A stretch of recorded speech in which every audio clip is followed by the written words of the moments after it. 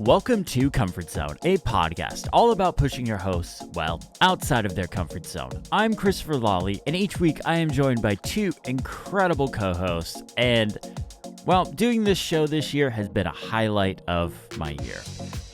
As always, I am joined by Matt Birchler. Matt, how are you doing? I feel so lovely right now. I was going to say festive, but now I just feel warm. My heart is warm. And we are also joined by Neleon. Neleon, how are you doing? I'm doing well. For my part, I'm cold. It's very cold. Yeah, 2 symbolic degrees right now. Yeah, it's a little chilly here too. I'm a little I had to turn off the heater so it didn't make extra noise. But we have completed I'm suspect of this. The California guy is cold. I don't believe it. Chicago doesn't have real winters, you know. What is it? Snow I've got there 3 or inches something? of snow outside. Yeah. I spent 30 minutes this morning shoveling, and Matt, it's 42 degrees Fahrenheit here right now. 42. I'm sorry for your pain. That's not the correct unit. Anyways, we have basically completed a whole year of doing this show together, or half a year, because I guess we started in June, but we've completed the first year of the show, and I just wanted to say I've really enjoyed doing it with the two of you. This has been a highlight of my year. I was thinking back yesterday actually about what my big highlights of the year were, and this is definitely at the top of that. I would say moving in with my girlfriend, going to New York for the iPad Pro event, and this is probably the big three. I would agree. Same here. It's been a highlight of every week. And it's nice to have some kind of routine in my life because everything's so chaotic. My schedule's all over the place all the time. And you're always in this very chat room every week at the same time for some reason. So yeah, it's like we schedule it. Yeah. But speaking of routines, we're gonna break routine. This is the last episode of the year. We are not going to be recording next week, which means we won't have an episode the first week of the year.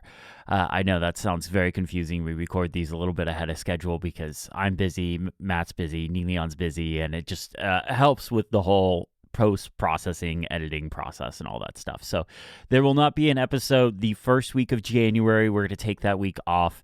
It's just kind of nice when you have creative projects and stuff to be able to take a little bit of a break, reset, and then you can come back and, have some fun with it.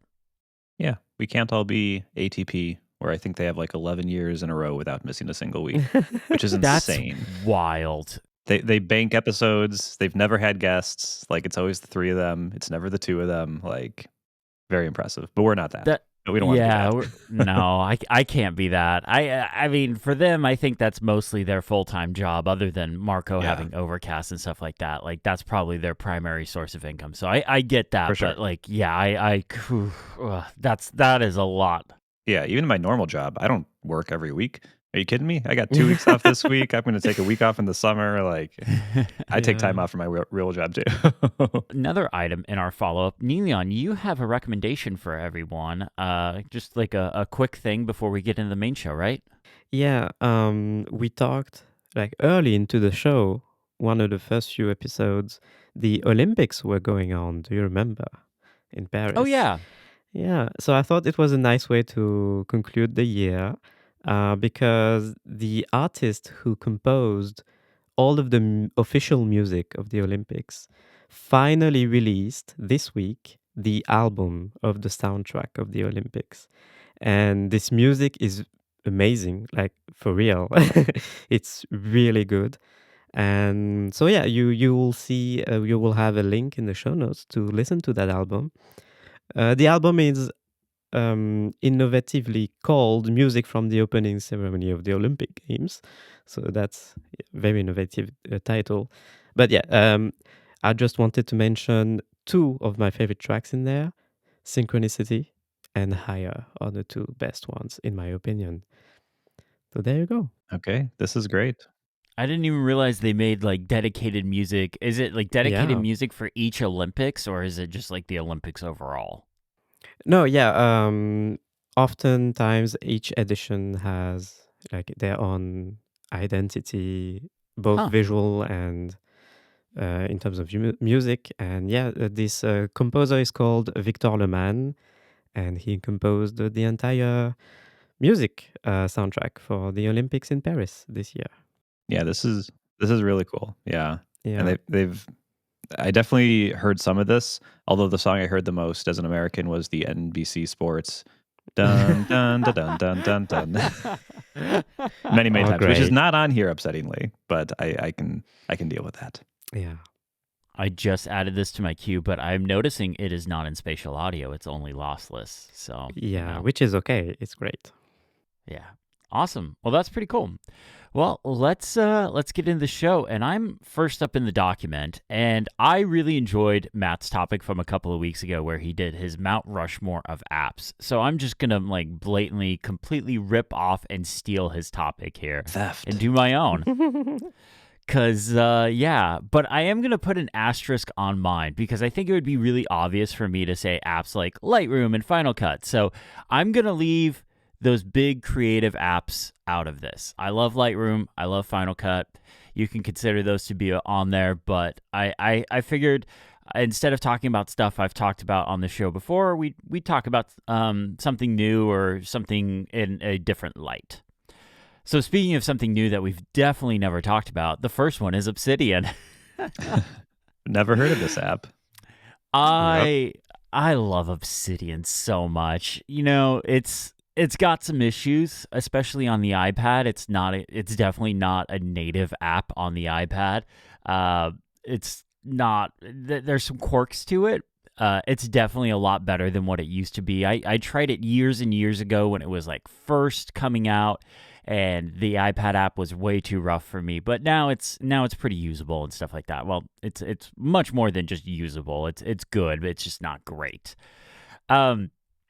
I do all of my writing in Obsidian, note taking, script writing, ideas for Christmas presents, whatever. Everything goes in Obsidian. I've really been enjoying it. In fact, as of like an hour ago, as we're recording this, but by the time you're hearing about it, it'll be almost a week.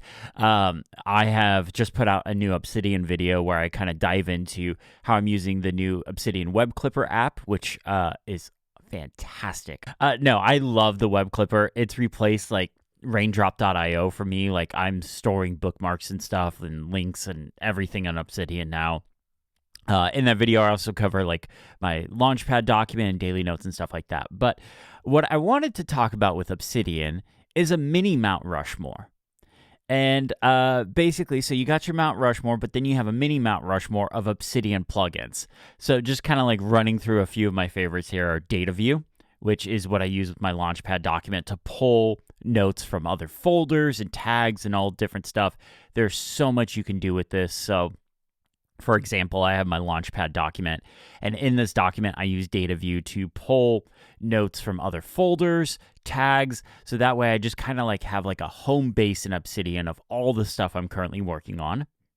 OmniSearch, which is a much more complex search feature, but I have friend of the show, Federico Viticci, actually recommended a new plugin that's kind of based on AI. It's called Copilot Plus, and it's supposed to be a much more like advanced search feature of Obsidian, stuff like that. So OmniSearch may get replaced here. It's a great search utility, but I would love. I talked a couple weeks ago on an episode that I really wanted something that like indexed all my notes in Obsidian and would give me the ability to be like, hey, how many times have I referenced this app? Or when was the last time I talked about this shortcut or something like that? And that's kind of looking like what this Copilot Plus should do. It's currently like an alpha or beta or something like that, so you actually have to sign up for it. So I haven't got to play with it just yet, but I have signed up for it. Then there's Homepage, which is kind of replaces what happens when like you hit like Command T or open up a new document or something, or open up a new page in Obsidian where you get this home page and you can just like quickly search for something. And what's really cool about this is you can actually enable it to do OmniSearch searches instead of the built-in Obsidian search. So the benefit of that is instead of just searching for titles of documents, you can search for content within it. So I could search for, hey, when was the last time I talked about things? Or not specifically that, but I could search for like things 3 and it'll bring up all the documents that have things in it. And then the last plugin, AutoCard Link, which gives you kind of like a rich text preview of a URL. So like if you paste a link using AutoCard Link, which I have it set up so that if I hit Command-Shift-V, it'll paste this. It'll give me a rich link, give you images, titles, kind of a summary and stuff like that, and you can just click on it and go to Safari. So yeah, that's kind of my mini Mount Rushmore of plugins. If I wanted to put you guys on the spot, do you have like a plugin or two of Obsidian that you just absolutely can't live without? Yes, although your list really makes me feel like I'm such a casual Obsidian user by comparison. So my must-haves, I'm looking at my Obsidian right now.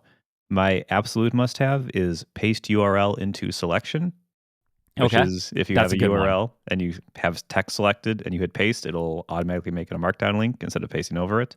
I have that one as well. I have that one set up to Command-Control-V. So that way, like I can jump between regular Command-V to paste, Command-Control-V to do that, and Command-Shift-V to do AutoCard Link. Nice. And then the other one, maybe the bigger one, is there's a plugin called Projects that lets you basically build a Kanban board that I use to manage my YouTube channel. So I moved my YouTube channel, like project management, from Notion over to Obsidian this year, and that allowed me to do it. So those are cool. Installing that now. What about you, Neeleon? You got any Obsidian plugins you need or you love? Yeah, I don't use anything. There's the paste link thing that Matt mentioned on the podcast once, and I installed it since. It's nice. There's Language Tool. Sometimes I use it, which does spell check and all of that. It also like gives you some very basic writing tips, like when you've got a sentence that's too long, it will highlight it and tell you, hey, maybe you should shorten that sentence. Things like that.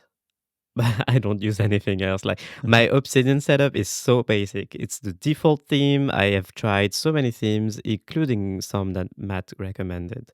I always go back to the default one. Even the accent color, I always go back to the default purple. Like I'm such a basic bee. So yeah. I'm surprised you haven't found like an orange theme or something you really like. That actually is a little surprising to me. Catpuccine has an official theme. I've tried some of the Catpuccine. I do use Catpuccine for VS Code. It's really nice. Same. But in Obsidian, I don't know. I like it, the default.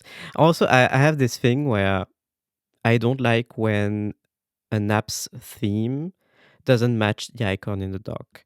So if if the accent color in Obsidian is not purple, but the gem in the icon, the Obsidian logo in the icon in the dock is still purple, I hate it. I agree with this 100%. It's very hard for me.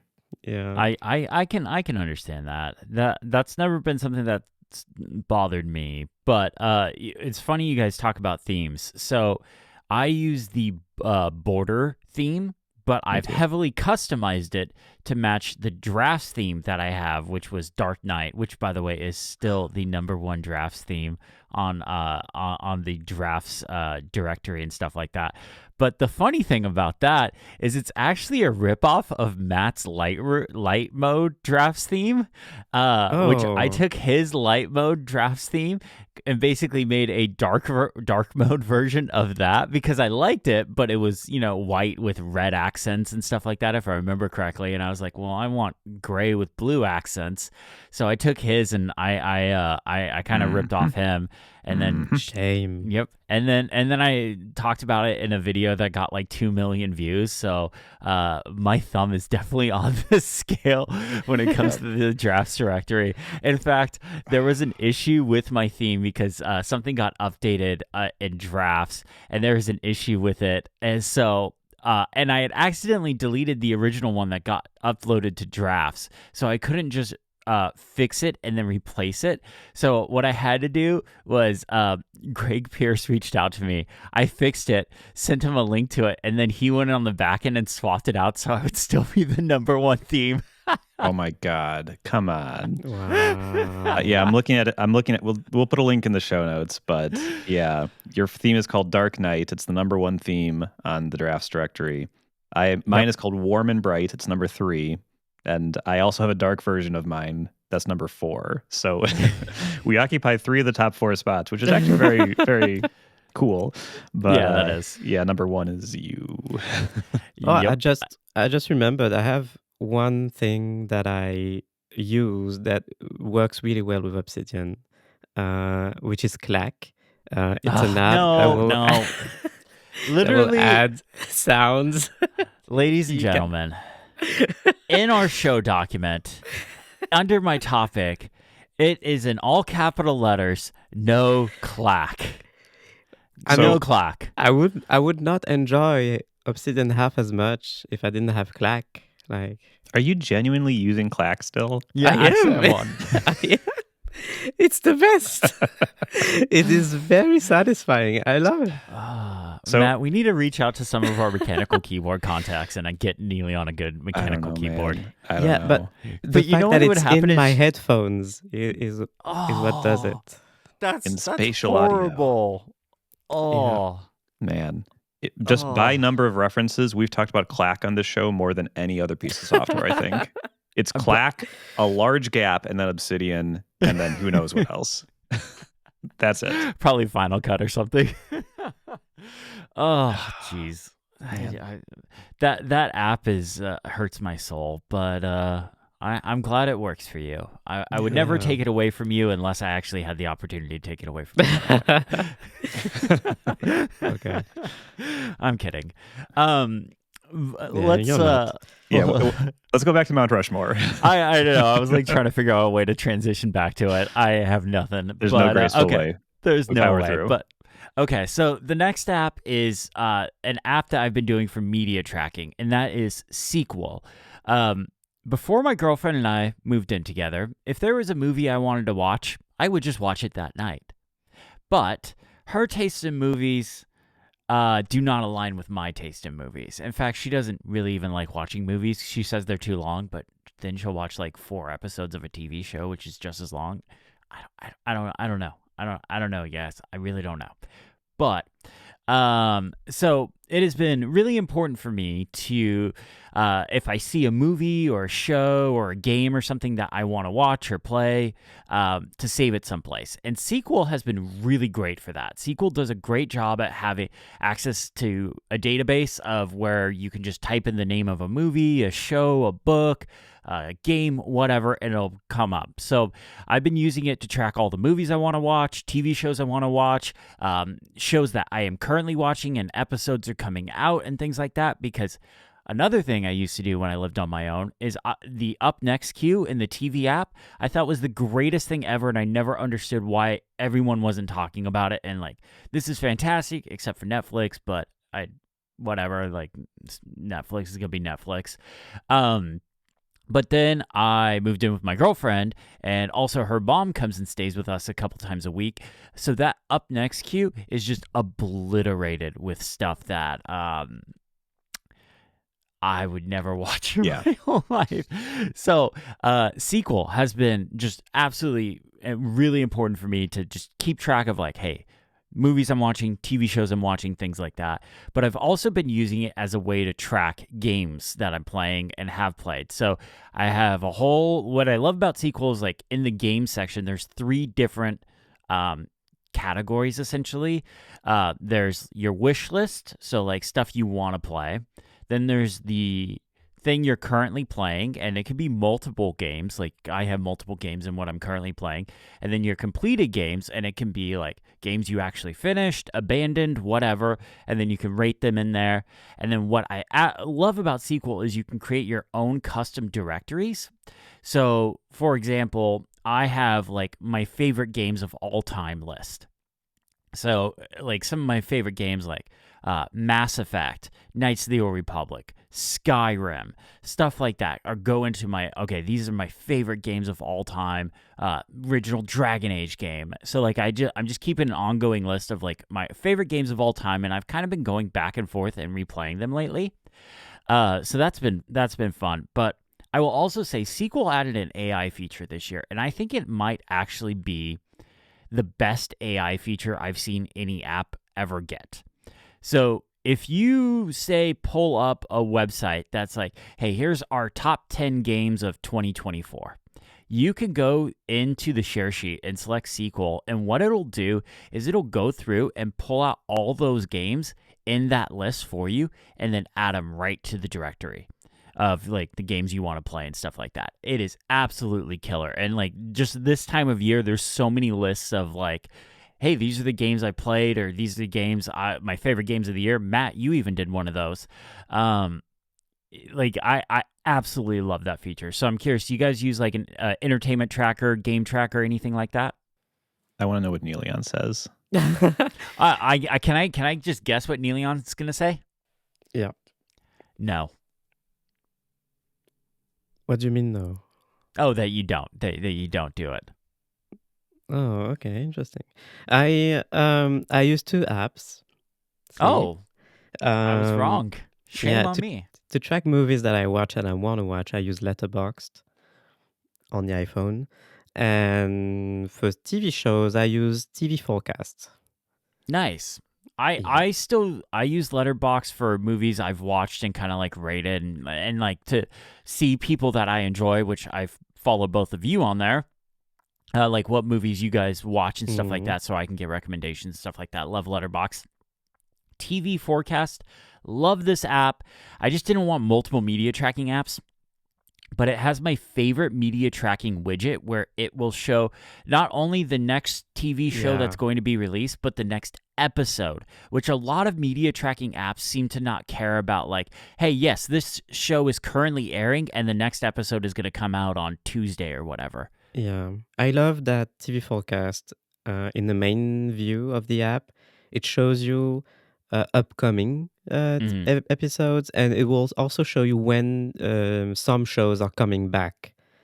Yes. If they're on a hiatus or in between seasons. And you can see, hey, Severance is coming in 60 days or something. And that's really nice. Yeah, that is really nice. Yeah, I love those apps. Matt, what about you? I use Letterboxd is the main one I use because I mostly care about movies and create a watch list for that. And then I use an app on my iPhone called Up Ahead to track like TV shows and games and stuff that are coming out at a certain point that I want to watch. And that's just a countdown app basically where you give it a date, and it shows you how many days until that thing. So that's all I do. I just don't follow. I don't watch that much TV. So just having kind of a centralized place that just has the next thing I'm interested in coming out is good enough for me. Yeah, no, that's awesome. I love it. So the next app on my Mount Rushmore is probably one of just like an all-timer. It's Overcast. I've tried a lot of podcast apps. Overcast got a big update this year, and I wasn't the biggest fan of it when it first came out, but it has since grown on me quite a bit. And Marco's done a great job at like updating it to fix a lot of the. It grow. Yes. Yeah, it like he's done a lot to make it a smoother transition and make it a much better app and stuff like that. He worked his butt off to do that. So, it was one of those things where it's like, okay, I was kind of looking for another podcast app, and then he just kept turning out updates, and I was like, okay, now this is clicking with me, and I'm liking it a bit more. But Overcast is just, it was one of the very first apps I ever covered on my YouTube channel. I listened to Not as many podcasts as I used to when I had a day job and could commit copious amounts of time theft. And also, I used to drive around a lot going to different sites. So I would listen to podcasts while I was driving around and stuff like that. But Overcast is one of those apps, like it has a few core features that like just no other podcast app seems to replicate as well, like Smart Speed and Voice Boost. I know every other podcast app except Apple Podcasts has tried to replicate those features in some way, but it just seems like whatever algorithm or whatever he's doing with that is just better than all the other ones. And like we talked about when Overcast got an update, it has a feature built into it. So it has its playlist feature, and it does something that I can't seem to get any other podcast app to do. And basically what it does is it gives me a whole queue of all the episodes that are unlistened to. That new episode comes in and automatically goes into this playlist. But with the playlist, you can rank podcasts. So that way, like new shows I can put up top, or shows that I'm really enjoying, I can put up top. So that way, when I go to play a podcast and like say I'm currently listening to something and that finishes, the next episode, I don't have to go in and manage a queue or anything like that. Like it just takes care of itself automatically for me, and I can just keep listening through. Occasionally, an episode will come in and be like, oh, I really want to listen to this next, and I can manually rearrange it. But for the most part, I just kind of let it do its thing on auto, and it just plays oldest to newest, and then it'll rank, priority based on certain shows and stuff like that. Yeah. What are you guys using for podcast players right now? It's Overcast. It's definitely Nice. Overcast. I've gone through a whole adventure while on the show, exploring every single podcast app, I feel like. I talked about Overcast when the update came out, and I think my review was it took an app that was very good and made it not good and added a ton of paper cuts, and felt very rushed out to hit a artificial deadline.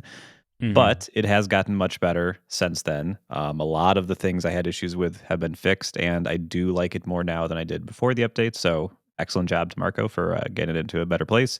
And it's just great. It works the best with how I guess I just want to interact with podcasts, which is just give me an inbox chronologically listing all the podcasts, have it refresh quickly and reliably. So when I know a new show is up, it's in Overcast before most other apps, for me at least. And it's just a nice app to use. It has clip sharing, which I love. It's a very good app. Highly endorse it. Nice. Leon, what about you? I'm still using Apple Podcasts. Okay. Because transcripts. And Yeah, those are good. yeah, I can't go back. Does remind me, does Apple Podcasts do the transcript? Like, do they auto generate the podcast transcripts, or Yeah. is it Yeah. something that? Okay, that's cool. yeah. That's nice. They do it server side, so anything that's like that's in their podcast directory will work. So a private feed does not get transcripts, unfortunately. Unfortunately, yeah. They do it. They're auto generated. It's actually one of the great things if you listen to podcasts with dynamically inserted ads. Those aren't part of the audio file that's on Apple's side. So if you're looking at the transcript, you can just tap the next line of text and Yep. it skips the entire ad and goes right to where they start talking again. It's wonderful. It is a Yep. very subtle but very nice feature. I've been enjoying this, and I'm afraid to say it out loud, fearing that one day they're going to transcript. Oh, Apple the doesn't ads. care about those auto-generated or those auto-inserted ads Yeah. because they don't make any money from them. Yeah, I was going to so say, if they there's don't- one True. thing Apple doesn't care about is other people making money on ads. You know, Yeah. They maybe want to make the money. people will but- complain, like, They don't care about podcasters. Okay, so the last app on my Mount Rushmore of apps. This is going to be a surprise to some people. Reminders. I have been a big Things user for years, but Reminders has been getting some killer updates, and I'm going to say something that might be unpopular. Things has not been getting interesting updates for a long while. It gets like maybe one big update a year, and it hasn't been anything special. Now, here's the thing I don't know. Are they working on like Things 4? Nobody knows. Nobody knows. They do not talk about development stuff. I have been fortunate enough to like get some test flight stuff, but like it's usually like a week or two before the actual release. They don't talk about things in development. Nobody knows who works there. Like I don't know anyone on the development team anymore. Like I don't I have no idea what's going on there. So that was kind of partially part of the reason why I was like, okay, maybe it's time to move on from things. And I've just been loving reminders. The Kanban view, fantastic. Like I've been doing that for all my video projects and sponsorships. Shared lists, incredibly handy. My girlfriend and I, we have a shared grocery list. We have a share home projects list, which is basically my honey-do list, which most of the stuff on there I put myself. Whatever. I need to get to it eventually. Those features are killer. And then like with iOS 18, the ability to see your reminders in the calendar app and stuff like that. I know that's always been a feature in Fantastical, or been a feature in Fantastical for years, but it's nice that it's in the built-in calendar app. Smart lists. I love smart lists. I wish they were a bit more robust. Like one of the things that drives me wild about smart lists is when you go into the properties of something, say you're creating a smart list and you want it to include two other lists, like two other static normal lists in there. You can't do that. With smart lists, you can only pick one list, and it's either include this or not include this. So like I have this whole system, and I'm actually going to be putting out a reminders video here very soon. If it's not out already, it will be out on the channel really soon. Where basically I have to go in and flag a bunch of tasks and stuff like that so they don't get included in some smart lists and stuff like that. It's kind of a nightmare. They could easily just make that smart list system a little bit more robust, but for the most part, I love it. I also use the app Remind Me Faster to get tasks into reminders quicker because, yes, reminders technically has natural language support, but it's horrible.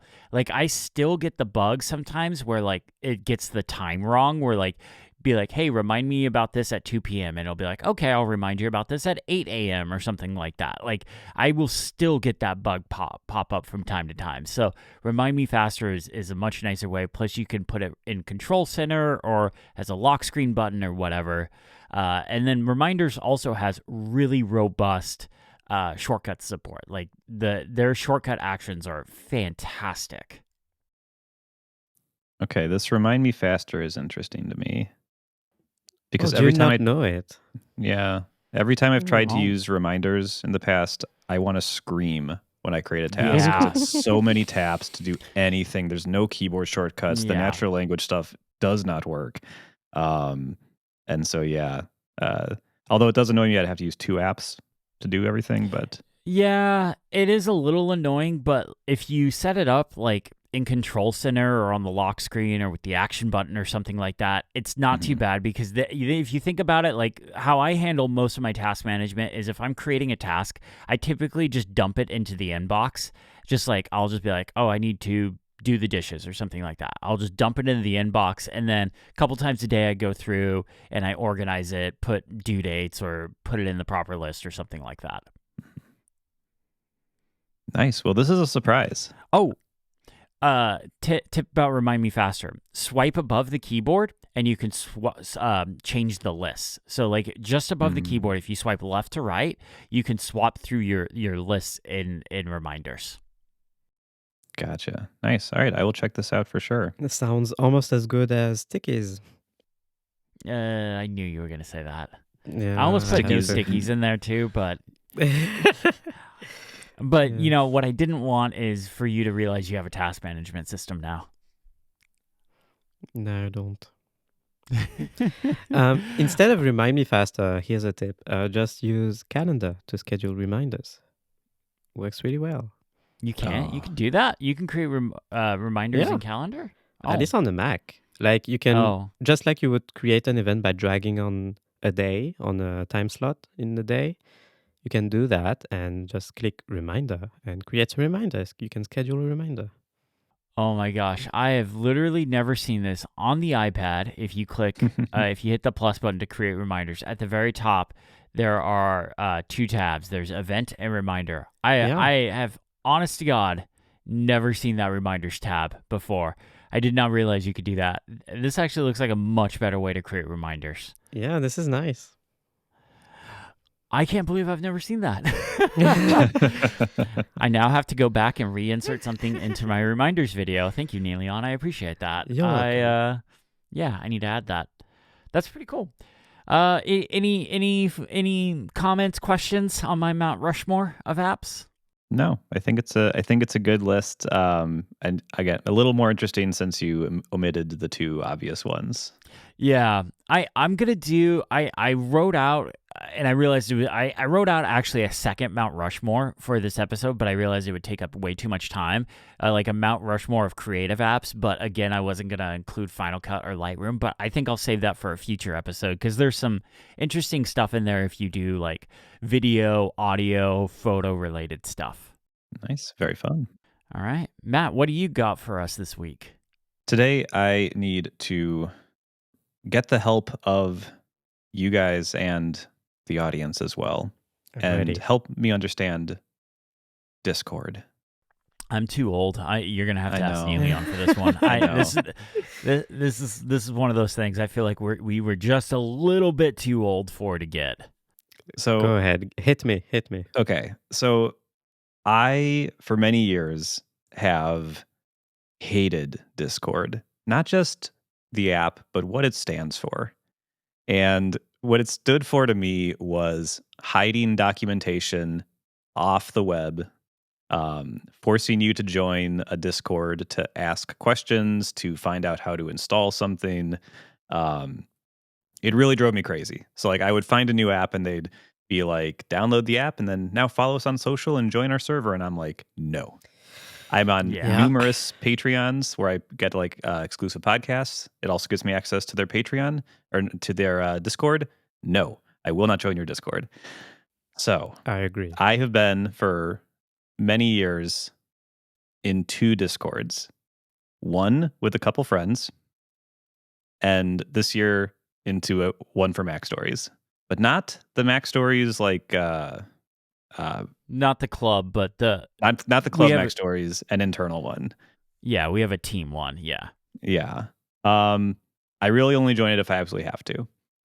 But I installed the web app for last week's challenge, and then a day or two later, I was bored, and I was like, I don't have any Mastodon posts to read. My RSS reader's empty. I just want to like read something random for a few minutes. And You ran out of content. I ran out of internet. Yeah, I reached the end of the internet and I needed more. And so I was like, you know what, self, let's try to get over this and let's join some Discords. So I joined some Discords and I don't know what I'm doing. I really find it very, very frustrating. And let me tell you why. So I understand the general gist of Discord. I understand it's like a chat thing, but like a group. It's a group chat thing with a bunch of channels similar to Slack, which I'm very familiar with for work. Here are my problems.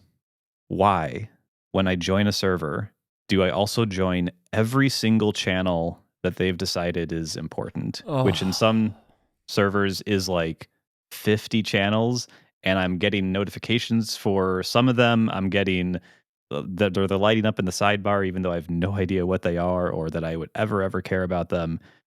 Why do I, as the user, not have control over my sidebar or my the channels I'm in a server? Is this possible? Can I like remove things and not see them, or is it the admin who can do You're that? putting me in a hot spot because I hate Discord. Like I use it all the time and I hate it so much for so many reasons, including this, including the way that the app handles notifications. Mm-hmm. And yeah, when you join a server, you opted into notifications. It's that crazy. you have no idea what. So what I do, here's my advice. What I do when I join a new server, I just mute everything. Okay. I don't have notifications enabled for almost anything in Discord. I leave it on like only when people mention me or very specific channels for work. Like right now, I'm working on something, and it all happens in a specific channel. I will enable notifications for all messages in that channel specifically, Like I walk my way back instead of like letting Okay. Discord and opt me into everything. But yeah, I hate it. It's the Okay. worst. Okay. So that's not me being crazy. That's just No, that's how it works. it's terrible. I do kind of a similar thing. I'm in a few different Discords, but really the only two I pay attention to are the Mac Stories Team one and the Club Mac Stories one. All the other ones I'm a part of because of guilt. But I have them completely muted unless somebody like specifically mentions me, then I'll get a notification. But yeah, no, I don't check the other ones. And like Okay. I don't even know what like the protocol is for like if I were to leave a Discord server, doesn't it kind of announce to the whole server that this No. person left? Oh, it doesn't? No, Okay. doesn't. Okay. Maybe like the admins will see it somewhere if they have it enabled in like a monitoring channel or something like that. But everyone else will not know unless they're looking for you and they will notice that you're not there anymore. Okay. Okay. Another gripe are threads. Are threads intentionally hard to use in Yes, Discord? I These swear are the they worst. are. Yes. Like you just like This I, is I worse. see. They're worse than iMessage. It is worse than Yeah. iMessage because there's no way, as far as I can tell, to like just see the thread. You have to like see this is a reply to this comment, so I click that one and it scrolls up a little bit, and then that's a reply to a different one, so I click it, it scrolls up again. It's insane. Oh, we're not talking about the same thing. Or maybe the replies. You're talking about the replies, okay? I guess so. Yes. Because there are threads like you can create underneath every message in a channel. You can create a sub channel, which is a thread. What? Like Oh no. Slack has Okay. this. Like Slack. It's has not a this. sub channel. Okay. Okay. Yeah, Slack has it, and Slack does it better, I think. I agree. It does it better. But in Discord, I use this all the in our work Discord server. We have a policy like this because otherwise things get out of hand. In most channels, we have a policy where we systematically create threads to talk about specific things, so that a channel doesn't get overrun with intertwining topics. So when you use them systematically like this, I think it works. It works really well. Okay. Because then you can click the thread icon in the channel and see a list of all the threads in that channel, and it's pretty easy to manage. Okay. But that's good. But as soon as people use them sporadically and like only some of the time, it's terrible. Yeah. Like so I'll get into like what servers I joined in a sec, but like I'm going through some of these, and there's like these are servers with like 10,000 plus members. Like these are big servers. I have not seen a single thread. No one is doing threads. Yeah, Everyone is doing okay. replies. Yeah. So, but yeah, like this gets to my other thing, which is like, especially in these big servers, which are popular and you would think should be a reasonable experience. I feel like I'm just jumping into a live, like when people make these websites of like, here's like the live feed of every post going to Mastodon or Blue Sky or whatever. And it's just like this like wall of like randomness that you can barely keep up with. That's what I feel like joining a popular Discord is I'm just walking into like a live feed of every conversation happening all intertwined that I can't follow. And I'm just like, I don't know what I'm supposed to do here. And if there's been more than 25 posts, it just shows you the last 25 and you can keep scrolling up to find where it starts if you want. But like, it's so hard. And I'm really struggling with like knowing what to do. In these small chats, it works great. It works fine. I totally dig it. But in these big servers, especially, I just feel like I don't know how anything's working. Yeah. It's hard to keep up. I agree. I'm not active in huge Discord servers. I think like the Club Mac Stories one is nicely sized. Yes. I think like it's not like there's only 10 people.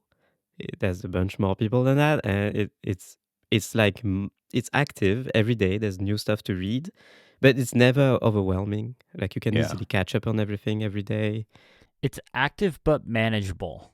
Yeah, and like it's a tight community, so you also always see the same people, so you can start to learn things about people and what they like, and get to Mhm. know each other, like in very superficial way maybe, but then I think it makes for a good experience when when you're in the server that's not too big like this one. Mhm. And I would say also it's very respectful. Everyone's very respectful of each Yeah. other. The only big Discord server I ever joined was when Pokemon Scarlet and Violet was brand new. And I was trying to complete the Pokedex, and I was playing Violet, so I needed the Pokemon from Scarlet. And there was a Discord server set up to like help people connect with other people to trade and stuff like that. And I joined that, traded the Pokemon. I didn't leave it right away, and I poked back in it one day, and they were just having like an all-out brawl.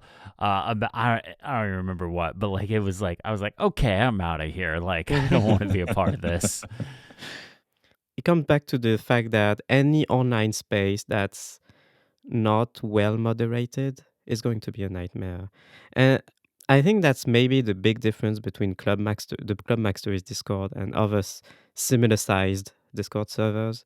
Is like Club Max Stories, there's a very specific set of rules, and there's a way people behave and talk to each other. It's very respectful, and so it never goes out of hand because everybody knows what to expect and how to behave.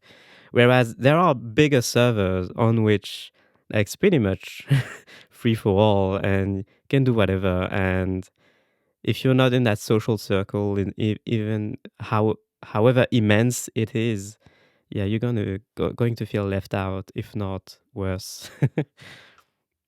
Yeah. So, do you want me to list the channels that I've joined or the servers I've joined? Because I'm Yeah, very okay. excited about some of these. Yeah. So, the first one I joined was the Club Max Stories one. I had to. I sometimes felt a little bad because, like, sometimes there'd be questions from You're people on about the there podcast, and I now. wasn't in it, and so I had no idea. Oh, you are. I can see you in the list. I'm Oh in. my I'm in it God. now. I'm in it now. Incredible. So join the Club Max Stories one. That's fun.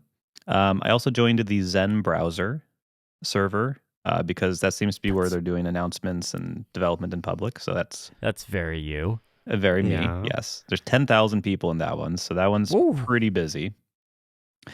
I'm in another one for a browser called Surf that only has 500 members so far, so this one's quieter.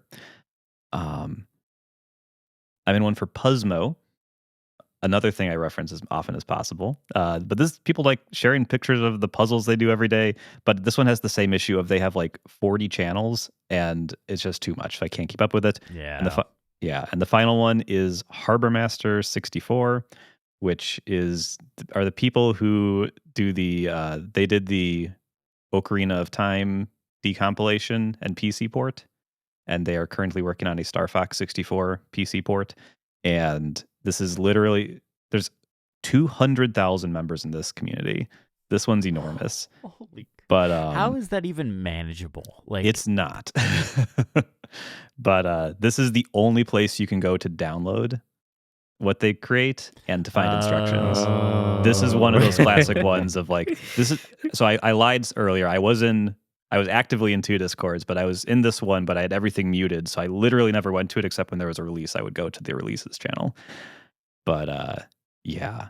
So those are the ones I've joined. I'd like to be in more. I'd like to be in interesting ones because like I do like the idea of chatting about things I'm interested in. I've been avoiding them for so long.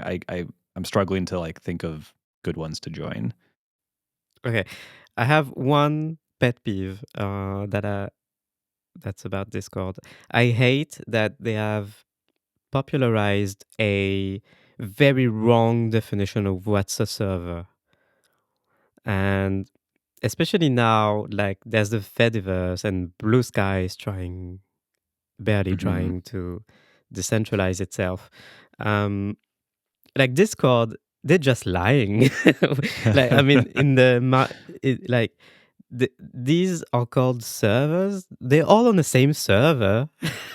They're all on Discord, like maybe a set of, I don't know, 6 servers across data centers or whatever, but they're all Discords and they're not separate servers.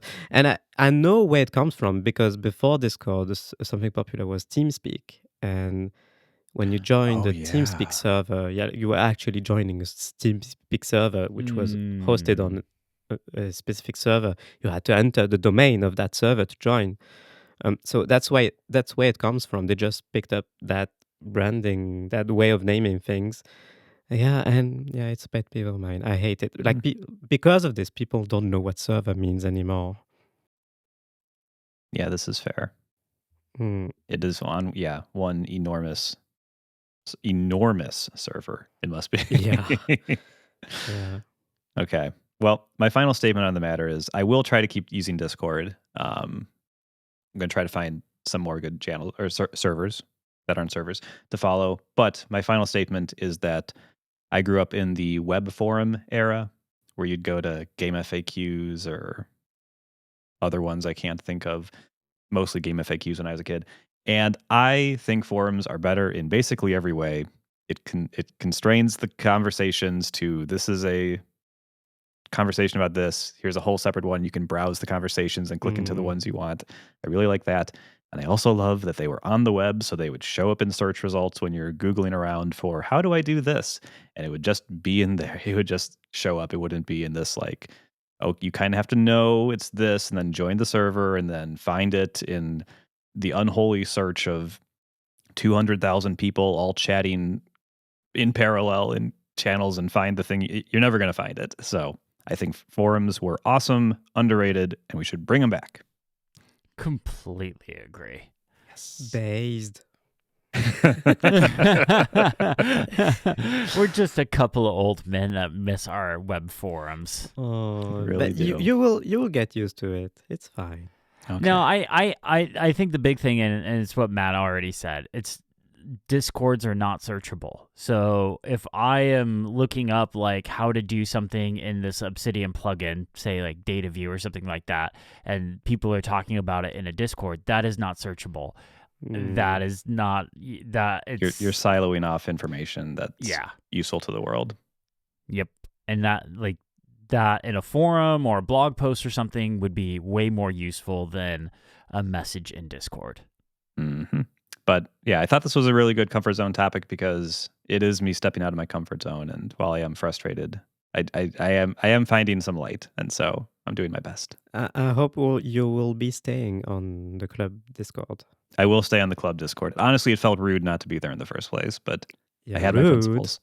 And not to be a plug for the Club Mac Stories. Federico, send us our $5. The nice thing is like the topics are all over the place, so it's not just like, hey, just apps. Like there's a photography channel and stuff like that. So like, and then like if there's something you don't particularly interested in, you can just mute that one channel, which I do like that feature because like there'll be things that's like, okay, this isn't applicable to me. Glad it's there for the people that want it, but it's not for me. So let me just mute this thing. I'm sure your dog will do well in the pets channel. There's a pets channel. Yeah. Oh yeah. Okay. No, that's the best channel. If I'm distracted in the next few minutes, that's where I am. Okay. All right. Well, we'll move on then. Let's get to the challenge. Challenge. Neleon, it was your challenge, and this was what did you have us do? Yeah, so I'm pretty proud because this is our first collective challenge. I'm not mistaken. My challenge was let's use WhatsApp for a week, just for our group chat.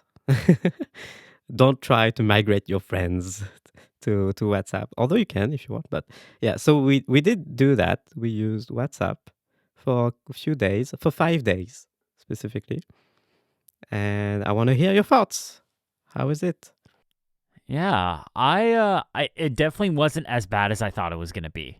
I thought it would be a lot rougher than what it was.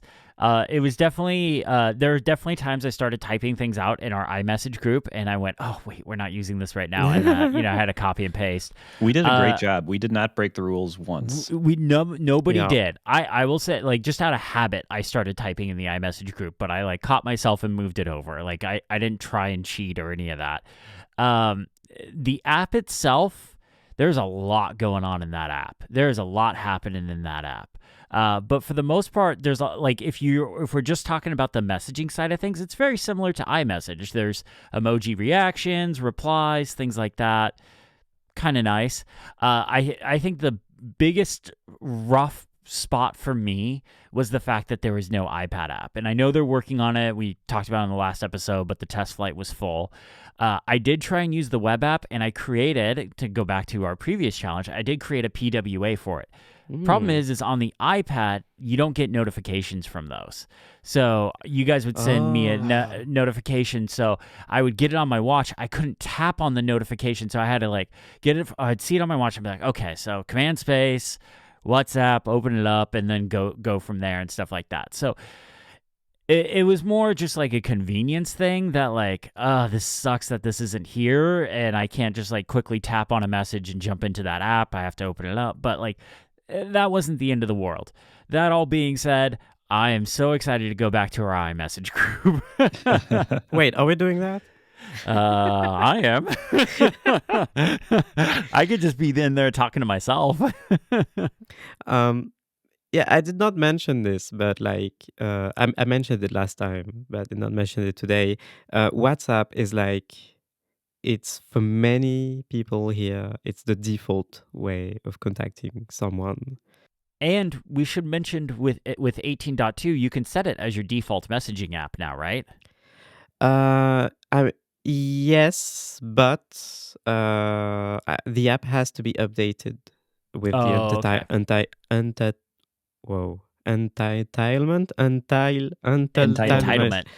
entitlement. Yes. So Meta has to update the app, but I'm sure they will do that at some point. That seems like that's beneficial enough to them that they would actually do that. Like, these apps, like they only do iOS features if like they see how it could be beneficial to them. That seems like a big one. Yeah. Quick sidebar. Could one of you send a message to the chat right now? I'm trying to fix your notification problem, Chris. Chris is on it. Oh, nope. It logged me. The web app logged me out. See, that was the other thing I forgot to mention is the web app would log me out occasionally, and I have no idea why. So, and like you have to use like a QR code to log into it. It might be easier for. Oh, Neleon sent it. Yeah. Mm-hmm. Got it. Thank you. It all logged me out. I'm not going to even bother with this. So you can turn on notifications in the web app. I just got the notification for that. Oh. You just have to go to the settings and go to notifications and turn them on.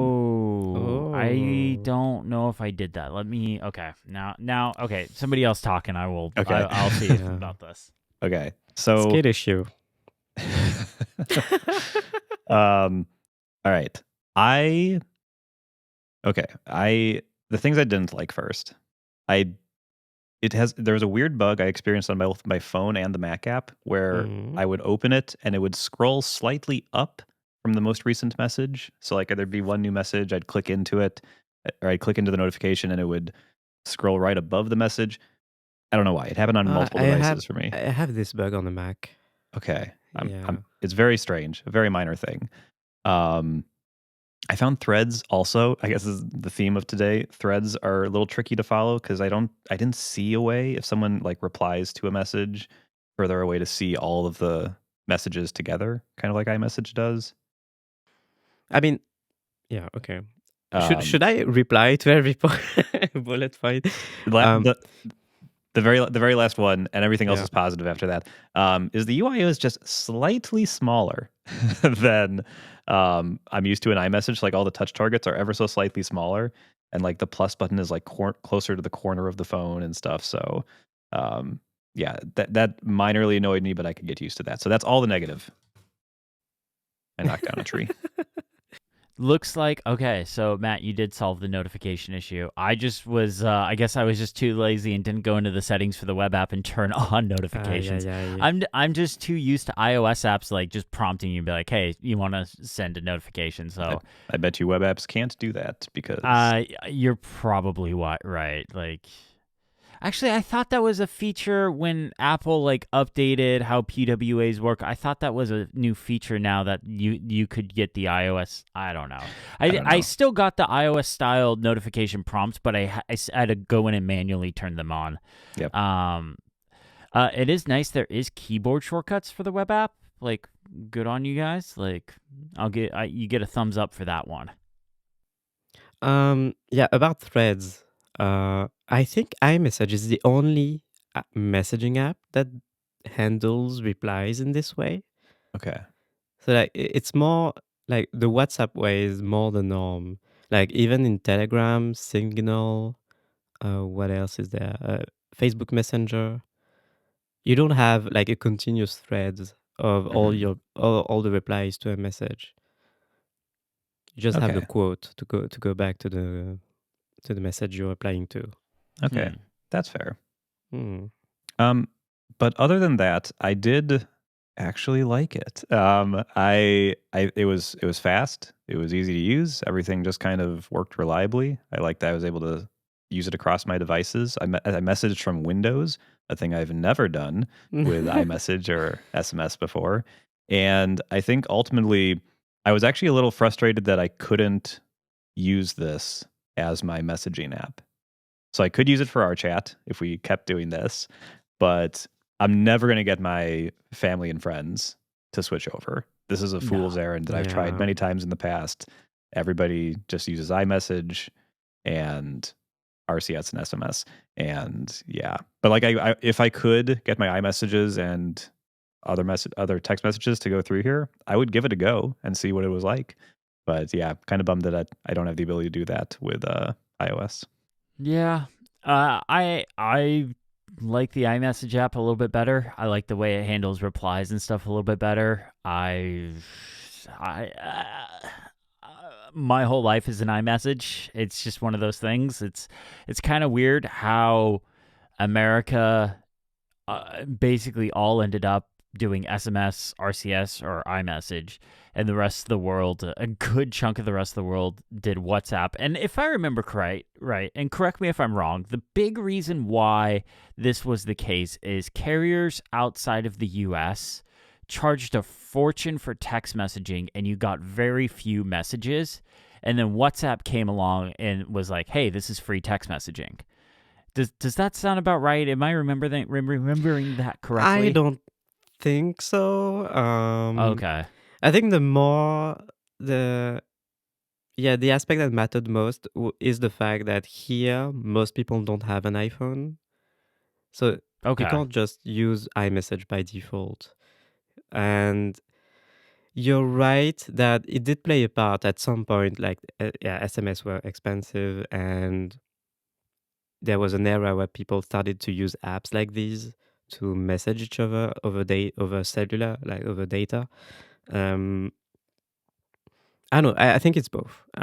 Today, the main thing is that most people don't have an iPhone. People have Androids everywhere, and sometimes I'll get an SMS, an iMessage from somebody that I just met, but that's just by chance. It's more the exception than the norm. What did you join the Billie Eilish channel? I did, but I had no idea what was going on. I stumbled upon this and I was like, hey, that's fun. There are channels. I didn't know either that there were channels in WhatsApp. I knew there were a thing in Telegram.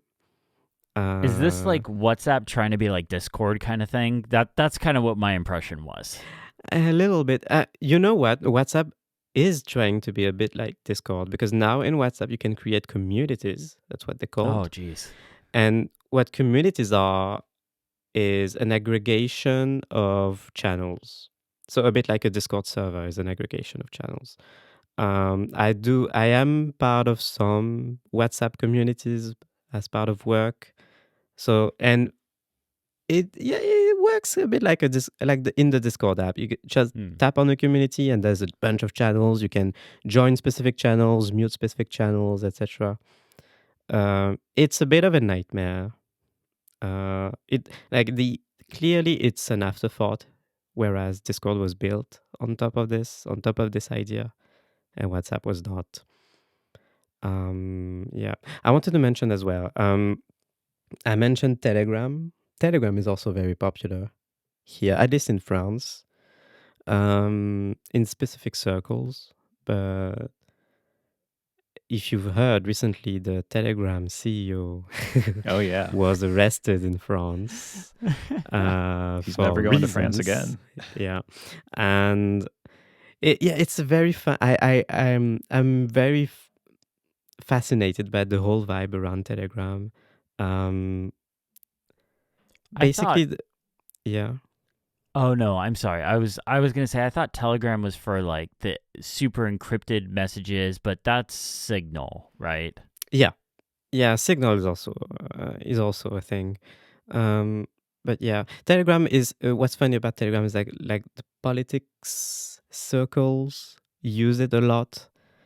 For example, Emmanuel Macron is reportedly a big fan of Telegram, and he stopped using the app as soon as the CEO was arrested. So yeah, go figure. Yeah. So I wanted to mention Telegram. And one last thing, returning to WhatsApp. As part of the EU regulations, the newest regulations, Meta will have to make their messaging apps interoperable. Interesting. I don't know if you've heard this. I remember seeing something about it, and I was kind of surprised that Apple wasn't thrown in there too, being like iMessage needs to be interoperable with other services.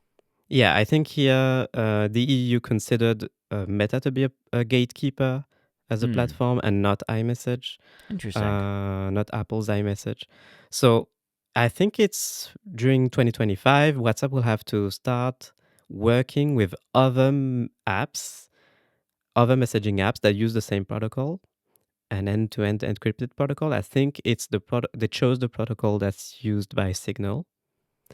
Okay. So starting sometime soon, I don't know when, in WhatsApp you will be able to message people that are using Signal and other apps, and we don't know which apps, because like the idea is that developers can start developing apps that work with this protocol and plug into this network. So it's going to be interesting, I think. An interesting landscape. And I think it also applies to Facebook Messenger and Instagram DMs. Interesting. Yeah. Anyway. Interesting. Well, this was a good challenge. I thoroughly enjoyed this challenge. We had some fun in the WhatsApp group and stuff like that. It was interesting to try. I feel silly that I didn't even bother to go into settings and look for notifications in the PWA, but yeah, that's more of a sign of what kind of week I've had. This has been I'm surprised I have any hair left on my head kind of week. So yeah, but yeah. So let's vote. Are we going back to iMessage? I vote iMessage. I vote iMessage. Okay. Yes. I had to try. Yes, democracy finally wins, Matt. I was going to be so mad at you if you voted for Neilion. I was really in a tough spot there. I didn't want to be the tiebreaker. You were going to be the tiebreaker no matter what. Yeah. We're just not going to reply as reliably if it's the only chat in that app. Although I guess it's not that far from the same for you. Next time we are switching to Telegram. Oh no. This is like the next 5 challenges from Neilion. This week's Signal. That's just like the dead man switch kind of thing, where like if I'm going out, I'm taking you all with me. All right. Well, this was a good challenge. You guys ready for what we're gonna do? And I guess not next week, but in 2 weeks essentially, or what is due in 2 weeks? You guys ready for this? Ready. All right. Are you sure? No, but go. Okay. Yes. All right. This upcoming week or upcoming 2 weeks, I want you guys to change something about your desk setup. Figured Christmas break, 2 weeks, you got time. This could be anything from I redid my cable management to I got a new monitor or computer. Like a lot of my challenge, pretty wide open. I give you a lot of room to interpret it in any way you want. I thought this might be kind of fun. Okay, this is good. I already know what I'm gonna do, and I'm just gonna tell you right now what I'm gonna do. No, you got to save it for the show. I have a blight on my desk, Oh, okay. and it is a curled up Thunderbolt cable that goes from my dock to my laptop, and I'm gonna find a way to hide this godforsaken wire in the next 2 Mhm. weeks. And if I Ooh. don't, play this clip back and shame me, but that is what I'm gonna do, and I'm gonna That find a sounds way like to do it. way too much work for the edit, so probably wouldn't happen. But yeah, okay, I like that. I have a pretty I'm gonna say I have a pretty big vision for this challenge, and leave it at Oh that. no. Oh boy. Sounds like Yeah. a $4,000 plan. Yeah, this is someone working up an excuse see. to buy a new iPad. Yeah, it's a very Mark Gurman talked about those folding iPads aren't coming till 2028. Well, guess what? I have a review unit Oh, of right God. now. I don't. You're going to fold an iPad yourself. Yeah. Yes. I'm gonna fold an iPad, and you can't stop me from making my own folding iPad. Folds once. No, what I'll do is I'll get 2 iPad Pros and those magnets Federico used for his MacPad, and just fold them together. I'm just kidding. Perfect. No, that would be wild. All right, well, that just about does it for this show. Thank you all so much for listening. But before we wrap up, I have a question for you all. And I was kind of curious about this one because I was thinking about my topic and stuff like that, and I want to know what photo editing app you use. Like, what do you use to edit your photos? Like Lightroom style or Photoshop style? What do you use? I use Photomator and Pixelmator. Nice. Are you worried about those going away now that Apple bought them? Yes. Okay. Yes, I am. Yeah. I hope they stick around. I hope they stick around too, but they need to get better. For me, it's Lightroom. I edit my photos in Lightroom. It works well with the workflow that I like to do, and the editing controls just work really well with me. I've never gotten Photomator to kind of be as flexible as I find Lightroom. So yeah, I love it. Exactly what Matt said. I use Lightroom. Adobe's best app on the iPad is Lightroom by a mile. It is really good. I have no idea what the Lightroom iPad team is doing versus what the other iPad app teams are doing. It's really good. It has most of the features the Mac version has, whereas something like Photoshop for the iPad has a fraction of the features the Mac version has. Yep. Even years and years later. No idea what's going on there, but it's a great app. I love editing my photos in there. I have the way I pay for it, I think I get like either 100 gigs or a terabyte of storage. I don't remember. It's one of those. It starts with a 1. How about that? And it works really well. I thought I could look it up, but it didn't. It wasn't right there. 10 All right. gigabytes. Yeah, maybe it's 10 gigabytes. Maybe it's just 1 gigabyte. Maybe it's 1 megabyte. Who knows? But that just does it for this week. Thank you all so much for listening. I hope you all have an excellent New Year, Christmas, holiday, whatever you celebrate. I hope you have an excellent time. Do either of you have something you want to promote or whatever? Yes. F. Macron. Like, for real. I just wanted to say that. And Merry Christmas. That's my Christmas All right. gift. Filthy animals. I've got All nothing, right. so you did it for both of us. All right, cool. Well, everyone have a wonderful, wonderful time. We will talk to you all in the new year. Goodbye.